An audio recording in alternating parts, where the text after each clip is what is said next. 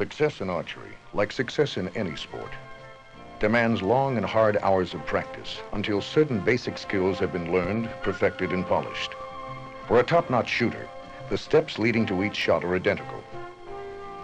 A good shooting sequence includes taking a solid, well-balanced stance, knocking the arrow in a precise manner using a minimum of time, raising the bow into pre-draw position with the muscles of the arm and shoulder, drawing to anchor with the back and shoulder muscles, holding the anchor and concentrating on the target, releasing the string from the relaxed hand, and the follow-through.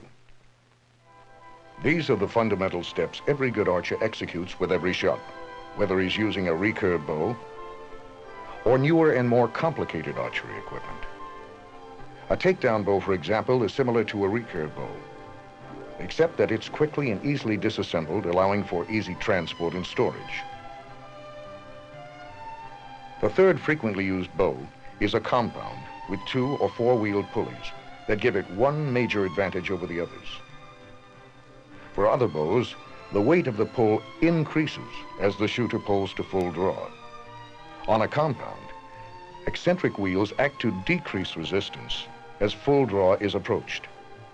This makes it possible for an individual to use a heavier bow and hold it at full draw longer, allowing more time to prepare the shot and aim.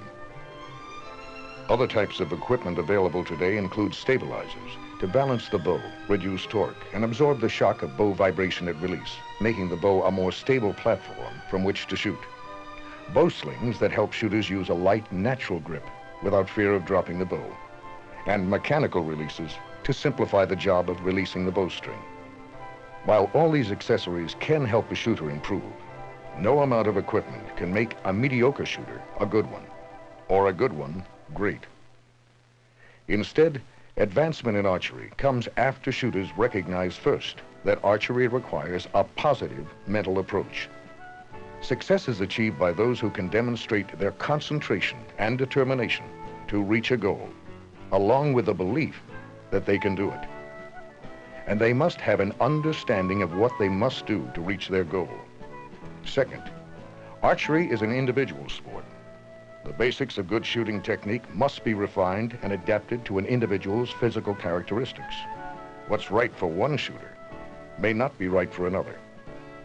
With this in mind, let's look at some of the refinements or adaptations frequently made in 4 critical areas of the shooting sequence: the stance, knocking the arrow,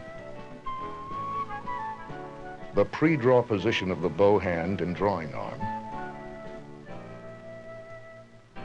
and finally, the draw. As many archers soon learn, there are different stances or ways to address the target, including the closed and open stances. Beginners should use the closed stance with the feet on a line to the target.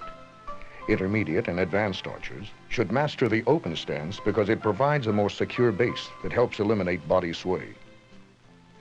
This position also allows more concentration on the target, gives more of a feeling of drawing the bow with the muscles of the back and shoulder, and allows more string clearance. So to develop a good open stance, take your position exactly the same way every time you shoot. Take time to locate your feet in the same position. Plant them firmly and keep your weight evenly distributed on both feet. Stand as erect as possible with the legs straight. The feeling should be that of trying to push the top of your head toward the sky. And during the draw, rotate at the waist without moving the hips and turn the shoulders to put them in line with the target. Just as there are variations in the stance, different individuals find different ways to knock the arrow.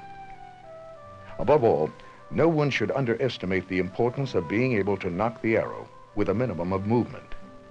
The better you are at this simple procedure, the sooner you'll be able to knock arrows without thinking about it.